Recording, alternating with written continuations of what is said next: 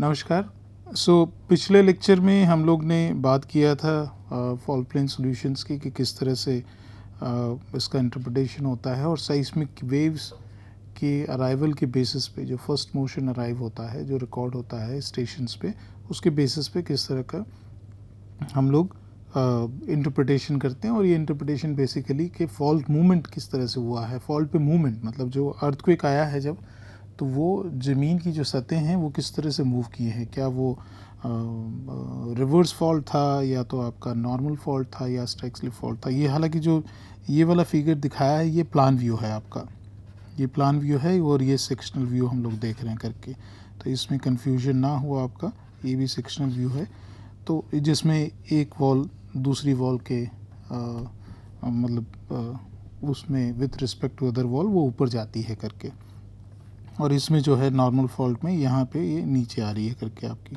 तो ये चीज़ें जो हैं इसमें मैंने थोड़ी सी समझाई थी, हालांकि नेक्स्ट स्लाइड जो है उसमें ज़्यादा आपको क्लियर होगा। तो फॉल्ट प्लेन सॉल्यूशंस बहुत ही इम्पॉर्टेंट रोल प्ले करता है, क्योंकि हमको इससे ये भी पता लगता है कि फॉल्ट स्लिप किस उसमें हुआ है करके।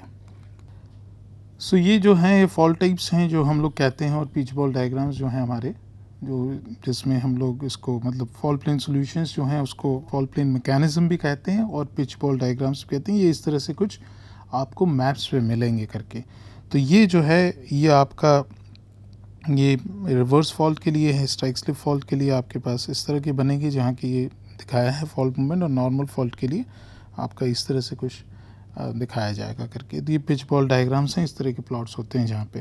तो बेसिकली ये आपका कॉम्प्रेशन और एक्सटेंशन की वो बताते हैं करके, पॉजिटिव नेगेटिव। अब आगे जब बढ़ते हैं हम लोग, तो जैसे कि अब डेप्थ कितनी रहती है अर्थक्वेक्स की। एक तो अर्थक्वेक जब आते हैं तो किस फॉल्ट पे मूवमेंट किस तरह की हुई वो एक बात होगी। अब डेप्थ भी इम्पॉर्टेंट है हमारे लिए, जो कि मैंने पहले बताया था कि कितनी डेप्थ से अर्थक्वेक आते हैं, शैलो अर्थक्वेक हैं या आपके। और ये प्लेट टेक्टोनिक्स की जब क्लास हुई थी हमारी, उसमें भी हमने लेक्चर्स में बताए थे कि हमारे पास 3 तरह के अर्थक्वेक्स होते हैं जो कि डेप्थ के बेसिस पे क्लासीफाई करते हैं। मैग्नीट्यूड के बेसिस पे तो क्लासिफिकेशन होता ही है, लेकिन डेप्थ के हिसाब से भी उसका क्लासिफिकेशन है। Deep, shallow and intermediate earthquakes हैं। ये एक ये बताया गया था कि भाई अगर मान लीजिए कि आपकी जो प्लेट सबडक्ट होती है, तो जो सबडक्टिंग प्लेट है उसके अलॉन्ग जो है, मतलब जहाँ पे भी मूवमेंट होगा उसका, because of the movement of the subducting plate, वो आपके अर्थक्वेक जनरेट करेंगे और वो अलॉन्ग द प्लेट पूरा जाता है। और ये जो है इसको जोन कहा गया था, वदाती बेनियोफ जोन। और ये करीब करीब अगर देखा गया तो ये 700 किलोमीटर तक जाता है करके। लेकिन ये 700 किलोमीटर जो है इसको यूजुअली हम लोग कहते हैं डीप अर्थक्वेक्स। जो 300 किलोमीटर के ऊपर होते हैं उसको डीप अर्थक्वेक्स कहते हैं ज़्यादातर। और इसी तरह से बाकी अर्थक्वेक्स को भी क्लासिफाई किया गया है based on the depth actually. तो उसके भी महत्व है। ये है कि फॉर एग्ज़ाम्पल अगर हम लोग देखते हैं कि आपका जो 2000 ये जो फिगर्स दे रखे हैं ये आपके 2001 के भूकंप को लेके दिए गए हैं।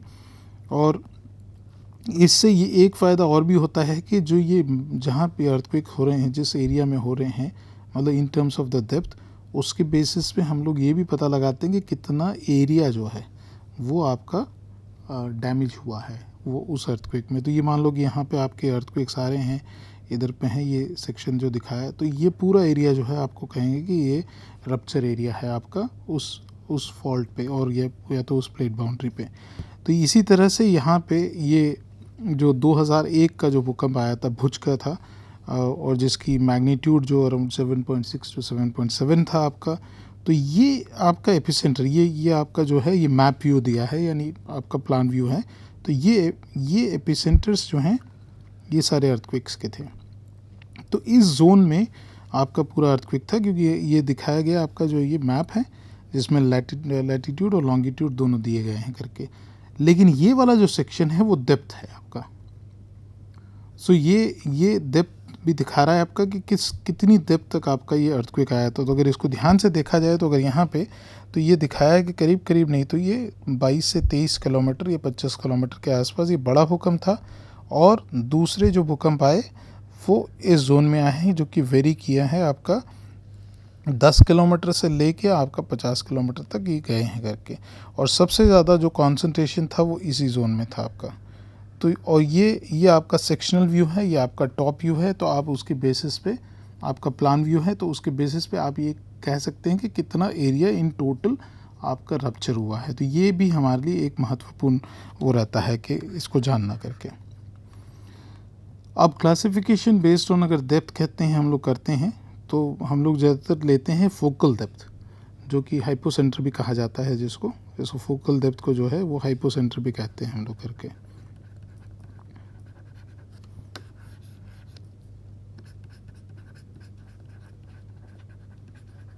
इसको हाइपोसेंटर भी कहते हैं। और ये मतलब अगर मान लीजिए कि ये आपका एक फॉल्ट है सब सरफेस, यहाँ पे आपका मान लीजिए कि अर्थक्वेक आया है, तो ये इसको हम लोग जो है वो हम लोग कहेंगे हाइपोसेंटर। और ये वाला जो होगा इसके सरफेस पे जो इसका वो होगा रिप्रेजेंटेशन, वो आपका हो जाएगा, ये एपिसेंटर हो जाएगा, ये हो जाएगा। तो ये आपको ध्यान में रखना है। तो इसके बेसिस पे कि कितनी डेप्थ पे आया है आपका अर्थक्वेक, वो हम लोग उसके बेसिस पे हम लोग क्लासीफाई करते हैं इसको। तो ये एक और भी क्राइटेरिया है कि जो कि, और ये इम्पॉर्टेंट इसलिए है कि मान लीजिए कि आपके पास ये सरफेस है, यहाँ पे आपका अर्थक्वेक, ये डेप्थ है, मान लो कि आपकी ये करीब करीब आपकी आ रही है, यहाँ पे कह लो कि आपका 20 किलोमीटर की डेप्थ पे आ रहा है। यहाँ पे आपके पास जो है ये 10 किलोमीटर का आपका डेप्थ है करके। तो ये वाला जो अर्थक्वेक होगा ये ज़्यादा प्रभावित करेगा इस इलाके में, यहाँ पे जहाँ पे मकान बने हैं आपके करके, तो ये एरियाज़ को वो ज़्यादा प्रभावित करेगा करके। तो ये चीज़ें हम लोग जो है ये ध्यान में रखते हैं। और जब भी स्टडी होती है तो ये बहुत ज़रूरी है कि हम लोग जाने कि एक तो मैग्नीट्यूड कितना था और दूसरा कि इसकी डेप्थ कितनी थी।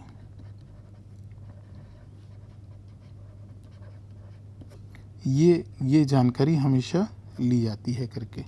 और ऑफ कोर्स जो हमने पहले बात की कि वो किस तरह का टाइप ऑफ फॉल्टिंग क्या था करके, ये तो टाइप ऑफ अर्थक्वेक क्या है करके। तो टाइप ऑफ अर्थक्वेक जो अगर हम लोग क्लासीफाई करेंगे तो एक तो हमारे डेप्थ के हिसाब से कहेंगे डीप अर्थक्वेक था, या तो आपका कहेंगे कि हम लोग शैलो अर्थक्वेक था, या और किस टाइप के फॉल्टिंग पे हुआ तो वो भी इंक्लूड करेंगे इसमें। तो जो भी शैलो अर्थक्वेक होगा वो एरिया को ज़्यादा अफेक्ट करेगा, ठीक है, वो अफेक्ट उसका ज़्यादा होगा, जब अफेक्ट विल बी हायर। तो ये अगर हम लोग कहते हैं तो इसका मतलब ये है कि ये डैमेज, सो मोर डैमेजिंग अर्थक्वेक होगा आपका। तो ये चीज़ें हम लोग हमेशा देखते हैं करके। तो आगे इसके साथ इसकी और बात करेंगे हम लोग जब शैलो अर्थक्वेक और डीप की बात करते हैं। तो आगे बढ़ते हैं इसमें कि जो है the focal depth of an earthquake is the depth from the earth surface. मतलब हम लोग कह रहे हैं कि ये अर्थ सरफेस है हमारा, इससे जो है and the region where the earthquake energy originated. मतलब ये अगर एरिया, ये जो जगह थी जहाँ से एनर्जी ओरिजिनेट हुई है, that will be your focal depth हम लोग कहेंगे इसको। तो ये एक हमारा ये हो गया। इसको जैसे मैंने कहा कि इसको हाइपोसेंटर भी कहते हैं। तो ये दिमाग में रखिएगा और इसको आप वो रखिएगा, याद रखिएगा इसको, चीज़ों को, ये इम्पोर्टेंट है हमारे लिए। तो आगे बढ़ते हैं इसको। तो फोकल डेप्थ के बेसिस पे हम लोग इसको क्लासीफाई करेंगे कि कितना इसका डेप्थ का रेंज है, और उसके बेसिस पे हम लोग इसको जो कहेंगे कि डीप है अर्थक्वेक या शैलो है करके। So most earthquake occur in brittle portion of the crust, because brittle होगा तभी आपका जो एनर्जी रिलीज़ होगी, डक्टाइल में कुछ नहीं होगा करके इतना ज़्यादा। मतलब हमको अर्थक्वेक इतना वो नहीं होगा, जब फ्रैक्चर होता है तभी होता है, जो हम लोग एक जो देख रहे थे स्ट्रेस स्ट्रेन डायग्राम से। तो ये जो है आपका यहाँ जाके जब ये फ्रैक्चर होगा तो दिस विल बी योर, तो ये जो होता है हमारा, ये हमारा ब्रिटल डिफॉर्मेशन है। यहाँ पे आपका कुछ डक्टाइल रहेगा और ये तो आपका जो प्लास्टिक डिफॉर्मेशन है वो रहेगा करके।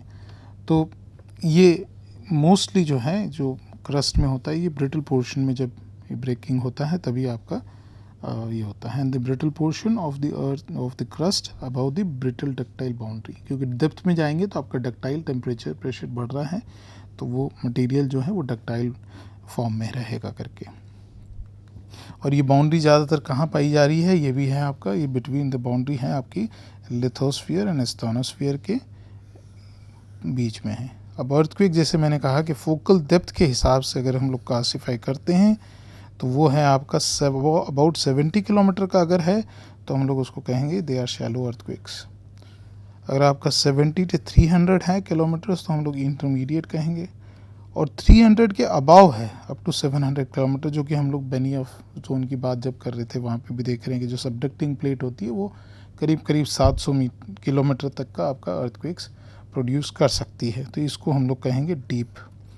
तो ये एक क्लासिफिकेशन है जो कि हमेशा हम लोग कंसिडर करते हैं। तो हिमालय में हमारे पास जो है और जो भी रीजन्स हैं हमारे पास, अगर हम लोग ये लेते हैं कि आपका द हिमालयन जोन जो है वो, और प्लस हमारा जो नॉर्थ ईस्ट वाला पोर्शन आ रहा है वो जहाँ अगर लें, और जो अंडमान यहाँ से निकल रहा है हमारा करके, ये पूरा एरिया जो है हमारा, ये रीजन जो है ये आपका यहाँ पे सभी जगह पे आपका शैलो अर्थक्वेक्स होंगे। ये मैंने आगे भी पढ़ाया है जब हम लोग बात कर रहे थे प्लेट टेक्टोनिक्स की। तो ये यहाँ पे शैलो मोस्टली शैलो होंगे। यहाँ गुजरात में भी आपके पास जो है वो शैलो अर्थक्वेक्स होंगे और वो एक्सपीरियंस किए गए हैं। लेकिन जो अंडमान निकोबार वाला एरिया है उसमें आपका शैलो, इंटरमीडिएट और डीप अर्थक्वेक्स ये तीनों मिलेंगे आपको यहाँ पे। और अभी एक जो सबसे लार्जेस्ट सो कॉल्ड हमारे जो इस एरिया में आया था वो आपका 2004 का था, सुमत्रा अंडमान अर्थक्वेक था, तो 9.3 के आसपास का इसका मैग्नीट्यूड था करके। तो ये क्लासिफिकेशन है आपका जो कि 70 किलोमीटर तक शैलो है, 70 to 300 आपका इंटरमीडिएट, और 300 to 700 किलोमीटर्स, मतलब हम लोग कह सकते हैं कि 300 से ज़्यादा है तो हम लोग डीप अर्थक्वेक्स कहते हैं। अब आते हैं मुद्दे की बात पे। अब ये सारी जो हमने जो भी ज्ञान था हमने ले लिया, ये बातें जो समझ ली करके, और वो क्या थी आपकी, सबसे पहले जो हमने बात की वो थी आपकी साइस्मिक वेव्स की। और ये सारे जो है प्रोसेस जो है वो हम अर्थक्वेक से रिलेट हो रहा है हमारा करके। तो हमारा ये जो है कि इसको तो हम लोग सारे सब कुछ जो रिलेट कर रहे हैं वो अर्थक्वेक से ही रिलेट कर रहे हैं करके हम लोग, ये अर्थक्वेक से ही हम लोग रिलेट कर रहे हैं। तो सबसे पहले हमने जो बात की वो थी आपकी साइस्मिक वेव्स की बात की, और इसमें जो कि हमने आपका बॉडी वेव और सरफेस वेव की बात की यहाँ पे। फिर हम लोग जो बात करनी शुरू की वो हमने एक टाइप ऑफ अर्थक्वेक्स की बात की, हमने टाइप ऑफ फॉल्टिंग कहेंगे हम लोग, उसकी बात की हमने करके। और फिर हम लोग इसमें जिसमें बात किया हमने आपका फोकल प्लेन्स, ये फोकल प्लेन मैकेनिज्म की बात की हमने। अब हमने तीसरा जो था हमने डेप्थ की बात की, दैट इज हाइपोसेंटर क्या होगा आपका, या तो हम लोग कहें कि फोकस ऑफ अर्थक्वेक। एक और बात की हमने जो कि आपका एपिसेंटर्स क्या होंगे। तो ये सब चीज़ें अगर हम लोग लेते हैं इसका, तो मुद्दे की बात यह है कि ये जो साइस्मिक वेव्स हैं आपकी वो डिफरेंट मटेरियल में किस तरह से बिहेव करेगी, और डिफरेंट मटेरियल जो हमारे पास है वो क्या है। वो डिफरेंट मटेरियल जो हमारे पास है मेनली हम लोग जो है वो रॉक्स को ही देखते हैं करके, रॉक्स और जो सेडिमेंट्स हैं वो देखते हैं। तो अगर ये ले लें कि मान लो कि हमारे पास जो है ये एक टेरेन है जो कि हमारे पास यहाँ पे हार्ड रॉक है, एक हार्ड रॉक ग्नीस रॉक्स हैं हमारे पास, फिर सेडिमेंट्री रॉक्स हैं, ये हमने सारा पढ़ा है। तो हम लोग अगर हाइड सेडिमेंट्री और ये लूज़ हम मटेरियल जो होता है वो उसको हम अलूवियम कहते हैं। तो लूज़ मटेरियल है हमारे पास जिसमें ग्रेवल है, सैंड है, सिल्ट है, मड है। तो ये जब वेव्स ट्रांसमिट करेगी इसमें से, क्योंकि अर्थ मटेरियल के थ्रू ट्रांसमिट करेगी, हमने हालांकि इसमें वो भी देखा था, जो इंटीरियर ऑफ अर्थ के बारे में हमने देखा था कि पी वेव एस वेव किस तरह से बिहेव करती है, उसके कैरेक्टर्स क्या है, जो कि बॉडी वेव और सरफेस वेव की बात की थी। अब यहाँ पे उसका महत्व आपको समझ में आएगा करके। तो ये है द ग्राउंड एक्सेलरेशन, बिकॉज उसी तरह से ग्राउंड एक्सेलरेशन ये चीज़ अगर आपको याद है तो हम लोग बात कर रहे थे कि जबकि जो सेस्मोग्राम्स हैं, जो आपके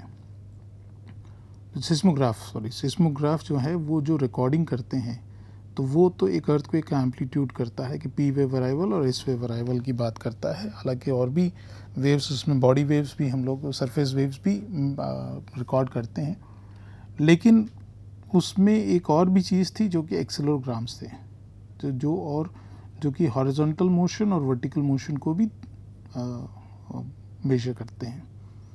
तो ये हम लोग कह रहे हैं कि जो भूकंप आएगा और जो भूकंप की वजह से जो भी आपकी साइस्मिक वेव पैदा होंगी, वो इस ग्राउंड को कैसे अफेक्ट करेगी, उसको कैसे ग्राउंड कैसे रिएक्ट करेगा उसको। और ग्राउंड जो है वो हम लोग सिर्फ सरफेस की नहीं करते हैं, क्योंकि वो मटेरियल जो है वो सब सरफेस मटेरियल्स को भी इम्पोर्टेंस देना है हमको। और ये अपर क्रस्ट जो हमारी बात है, अगर क्रस्ट की बात करते हो क्या बना है, वो मेनली आपके पास इग्नीस रॉक्स है, मेटामॉर्फिक रॉक्स है और सेडिमेंट्री रॉक्स हैं, और लूज सेडिमेंट कवर भी है। और हम लोग इतना कहीं कहीं पे तो जो है हमारे पास लूज डिपॉजिट्स जो हैं, लूज मटेरियल है, वो काफ़ी थिक है। तो वो कैसे बिहेव करेगा, वो एक्सेलरेट कैसे होगा उसका। तो ग्राउंड एक्सेलरेशन जो है वो बड़ा महत्व रोल प्ले करता है इस, और ये डिपेंड करता है टाइप ऑफ मटेरियल, या तो सेडिमेंट्स एंड आपको कहेंगे रॉक टाइप्स को। और ये इफेक्ट जो है इसको, ये जो इफेक्ट है आपका, इसको कहते हैं हम लोग मटेरियल एम्प्लीफिकेशन। ये मटेरियल एम्प्लीफिकेशन क्या है आपका, जो वेव्स जनरेट हुई हैं सेम एनर्जी रही उसकी, हालांकि धीरे धीरे एनर्जी डाई आउट होगी, लेकिन अगर वो एनर्जी यहाँ पे बहुत ज़्यादा बढ़ी जो कि एम्प्लीफाई होगी आपकी, तो ये लूज अलूवियम जो था उसमें ये बढ़ी। तो क्या हुआ, इग्नियस रॉक से यहाँ से आपकी बढ़ना शुरू हुई, आपकी यहाँ पे बढ़ी और बढ़ी, और यहाँ पे आपका बहुत ज़्यादा हो गया। तो ये हम लोग देख रहे हैं कि रिलेटिवली इंक्रीज़ हुआ है एम्प्लीफिकेशन यहाँ पे, और अलूवियम में सबसे ज़्यादा है। तो ये चीज़ हमको आप थोड़ा सा ध्यान में रखेंगे तो हम लोग आगे जो बात करेंगे उसके लिए आपको समझने में आसानी होगी।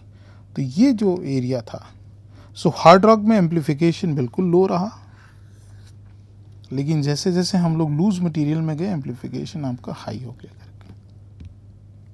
तो जितने भी हमारे जो, मान लो कि आपके पास यहाँ पे बिल्डिंग्स हैं करके, यहाँ पे आपने बिल्डिंग्स बना रखी है, घर बना रखे हैं, सब है करके, तो ये एरियाज़ को अफेक्ट ये सबसे ज़्यादा करेगा। ठीक है, जो भी जिस तरह की भी बिल्डिंग्स आपने बनाई हैं ये अफेक्ट ज़्यादा करेगा इसको। तो ये चीज़ हम लोग अभी ध्यान में रख के आगे बढ़ते हैं इसको करके। तो ये अफेक्ट क्या कहता है इसको, ये मटेरियल एम्प्लीफिकेशन की बात हो रही है हमारी, and passage of the साइस्मिक wave, और ये ग्राउंड को ज़्यादा मूव करेगा अलूवियम में। अब इसके रीजंस क्या हैं करके, बहुत ही सिंपल है, क्योंकि ये जो वेव्स होती हैं ये डिफरेंट फ्रीक्वेंसी की वेव्स होती हैं करके। साइस्मिक वेव्स डिफरेंट फ्रीक्वेंसी की पैदा होती हैं, और ये मैंने आगे भी पहले कहा था कि इसकी जो फ्रीक्वेंसी है वो आपकी कुछ तो साउंड वेव से के साथ भी मैच करती है और उसकी प्रॉपर्टीज़ भी मैच करती है। आगे बढ़ते हैं कि द फ्रीक्वेंसी ऑफ साइस्मिक वेव्स, और इसमें हमारे पास क्या है, बॉडी वेव है एंड सरफेस वेव है। तो body wave and surface wave play ए की रोल इन डैमेज पैटर्न, मतलब किस तरह का डैमेज होगा of an area located close with और within the zone of epicentral epicentre और फार फील्ड। मतलब ये कहना चाहते हैं इसमें कि ये आपका, मान लो कि ये हम एक, मान लो कि एक काफ़ी बड़ा एरिया आपने लिया है, यहाँ पे है करके, और हमारा जो है ये डेप्थ पे यहाँ पे कहीं पे फोकस था, ये एपिसेंटर है। तो इस एरिया में डैमेज क्या रहा, और तो ये हम लोग कहेंगे एपिसेंट्रल एरिया।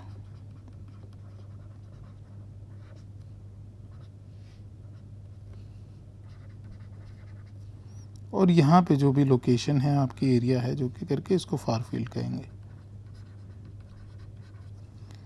तो यहाँ पे जो डैमेज होगा पैटर्न, ये और ये अलग होगा, और ये भी हम लोग कहेंगे कि भाई यहाँ से जो जनरेट हुई एनर्जी वो यहाँ जाते, यहाँ पहुँचते तो एनर्जी डाई आउट हो जाएगी।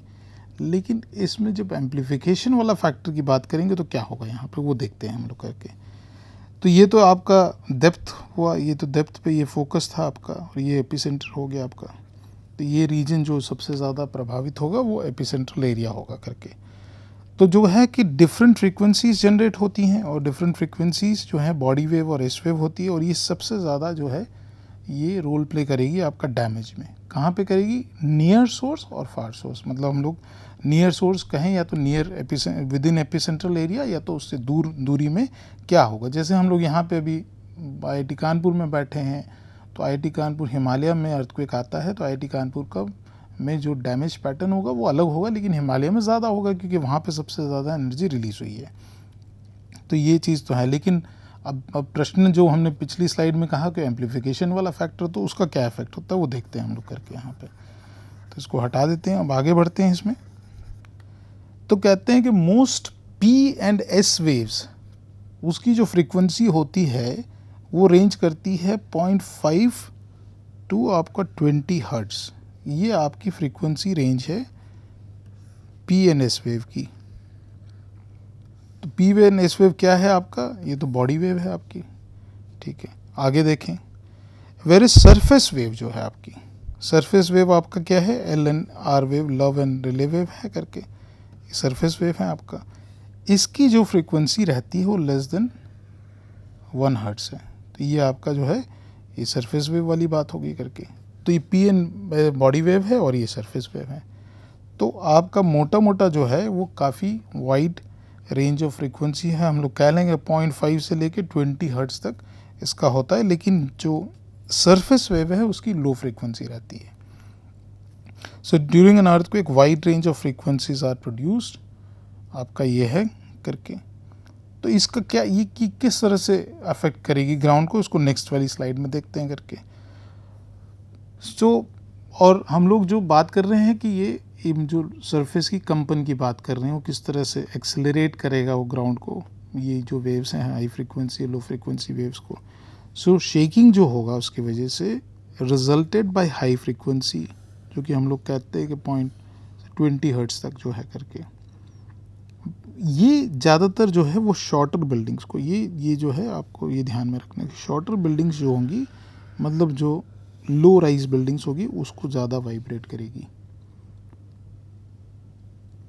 तो ये हो गया एक तो कि हाई फ्रीक्वेंसी जो है आपकी ये है आपका, ये कौन सी थी आपकी? P&S वेव है आपका। अब आता है लो फ्रीक्वेंसी वेव, ये हमारी कौन सी है? ये आपकी LN रेले वेव है करके। तो ये लो फ्रीक्वेंसी है और ये आपकी हाई फ्रीक्वेंसी वेव है। लो फ्रीक्वेंसी वेव क्या करेंगी? हाई बिल्डिंग्स जो होगी उसको वाइब्रेट करेगी। तो हम लोग ये कहें कि यार भाई शॉर्टर बिल्डिंग्स हैं जो हमारी, उसको आपकी जो है ये हाई फ्रीक्वेंसी वेव डिस्टर्ब करेगी, और जो टॉलर बिल्डिंग्स हैं उसको जो है ये हमारा ग्राउंड सरफेस है, जो टॉलर बिल्डिंग्स हैं उसको आपका ये लो फ्रीक्वेंसी वेव वाइब्रेट करेंगी करके। क्योंकि ज़मीन जैसे करेगी तो ऊपर की जो भी बिल्डिंग है वो हम लोग कहते हैं ऑसिलेट करता है और डोलेंगी करके बेसिकली। सो होगा क्या कि इट इज़ द शेकिंग और वाइब्रेशन, बेसिकली यही होता है जो कि सबसे ज़्यादा डैमेज करता है स्ट्रक्चर्स को। तो एपिसेंट्रल एरिया में क्या होगा? इन एपिसेंट्रल एरिया जो होगा दोनों फ्रीक्वेंसी की वेव जनरेट होगी, जैसे हाई और लो दोनों होगी आपके घर के। तो क्या होगा, हाई एंड लो होगी, बोथ हाई एंड लो।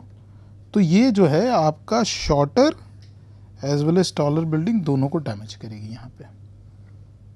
लेकिन अगर हम लोग ये कहते हैं कि ये जब डिस्टेंस इंक्रीज होगा, मतलब एपिसेंटर जो मैं पिछला एक स्केच बना रहा था कि जो एपिसेंटर से अगर हम दूर जाएंगे तो जब डिस्टेंस इंक्रीज होगा तो हाई एनर्जी जो वेव्स होती हैं वो डाई आउट हो जाएगी, और इसको हम लोग कहते हैं एट्यूनेशन। तो हाई फ्रीक्वेंसी वेव तो आपकी ख़त्म हो जाएगी, वो ज़्यादा दूर तक नहीं आएगी। लेकिन लो फ्रीक्वेंसी वेव वो आपकी दूर डिस्टेंस तक ट्रैवल करेगी। और दूर डिस्टेंस पे क्या होगा, ये आपके जो टॉल बिल्डिंग्स हैं, क्योंकि यहाँ हमने देखा कि लो फ्रीक्वेंसी जो है आपकी, लो फ्रीक्वेंसी वेव्स जो है वो टॉलर बिल्डिंग्स को वाइब्रेट करती हैं करके। जो दूर जाएगी, दूर तक जो low frequency wave travel long distance, तो ये जो होगा विदाउट मच ऑफ एट्यूनेशन, मतलब इसकी एनर्जी इतनी कम नहीं होती है, तो ये टॉलर बिल्डिंग्स को डैमेज करेगी। तो हम लोग अगर एपिसेंट्रल एरिया से दूर बैठे हैं तो हमारी टॉलर बिल्डिंग्स होंगी वो ज़्यादा अफेक्ट होगी, उसको नुकसान पहुंचेगा। इसलिए हमेशा ये हुआ है जब भी भूकंप आया है, भले वो 5 मैग्नीट्यूड का हो या 6 मैग्नीट्यूड का हो, ज़्यादातर 5 मैग्नीट्यूड्स के अर्थक्वेक्स महसूस किए गए हैं यहाँ पे। तो कानपुर में जो टॉलर बिल्डिंग्स थी उनका कंप्लेन रहती थी कि भाई वो ज़्यादा डोल रही है क्योंकि वो ऑसिलेट करेगा। तो अभी इस बात पे हम लोग यहीं रुकते हैं, और फिर हम लोग नेक्स्ट लेक्चर में आगे देखेंगे इसमें, और मैं कुछ एग्जांपल्स भी दूंगा आपको कि 2005-15 में जो गोरखा अर्थक्वेक था वो कैसे, उसमें क्या क्या डैमेज था, थोड़ा बहुत बात करेंगे उस पर। तब तक के लिए यहीं रुकते हैं। Thank you so much. नमस्कार।